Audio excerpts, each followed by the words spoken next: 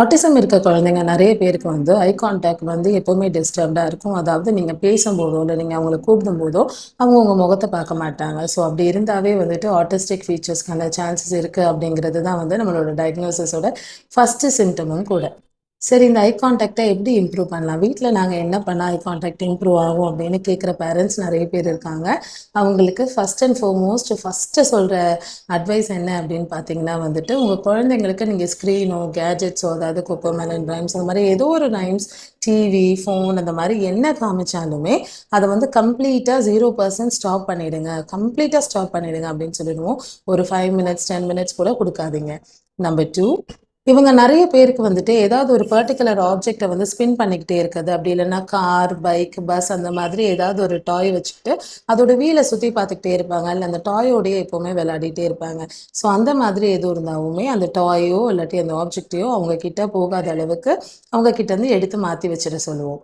மூணாவதாக நீங்கள் செய்ய வேண்டியது, இவங்களில் 90% குழந்தைங்களும் ஏதாவது ஒரு பொருளை கையில் எப்போவுமே பிடிச்சிட்டு இருப்பாங்க. அந்த பொருள் மேலே ரொம்ப ஒரு பயங்கரமான ஒரு பாசம் இருக்கும். அந்த பொருளே இல்லாமல் தூங்க மாட்டாங்க. அந்த மாதிரிலாம் இருக்கும். எல்லாரும் கிடையாது, கொஞ்சம் பேருக்கு.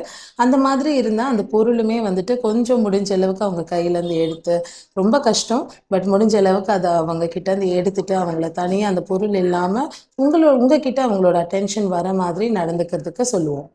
நம்பர் 4, குழந்தைங்களோட டைம் ஸ்பெண்ட் பண்ணுறது. அதாவது அவங்களுக்கு ரொம்ப பிடிச்ச ஆக்டிவிட்டீஸ் இருக்கும். ஆட்டிசம் இருக்க நிறைய குழந்தைங்களுக்கு பிடிச்ச ஒரு ஆக்டிவிட்டி தான் வந்துட்டு பபிள்ஸ் ப்ளோ பண்ணுறது. ஸோ இந்த பபிள்ஸ் ப்ளோ பண்ணுறது, அவங்களுக்கு பிடிச்ச மாதிரி பலூன்ஸோட விளையாடுறது, இந்த மாதிரியெல்லாம் கொடுக்கும்போது அவங்க வந்து அந்த ஐ கான்டாக்டை அவங்களுக்கே தெரியாமல் இந்த பபிள்ஸை பார்க்க ஆரம்பிப்பாங்க.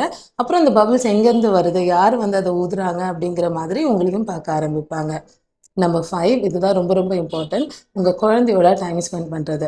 உங்கள் குழந்தை கூட எவ்வளோ நேரம் டைம் ஸ்பெண்ட் பண்ண முடியுமோ, அதாவது ஃபோர்ஸ் பண்ணி என்னை பாரு அப்படின்னு சொல்லாமல், உங்கள் குழந்தைக்கு ரொம்ப பிடிச்ச ஆக்டிவிட்டீஸ் என்னவோ, ரொம்ப பிடிச்ச கேம் என்னவோ அந்த கேமில் நீங்களும் இன்வால்வ் ஆகி குழந்தை வந்து ஓ நம்ம கூட யாரோ விளையாட வராங்க அப்படின்னு உங்களை பார்க்க ஆரம்பிக்கணும்.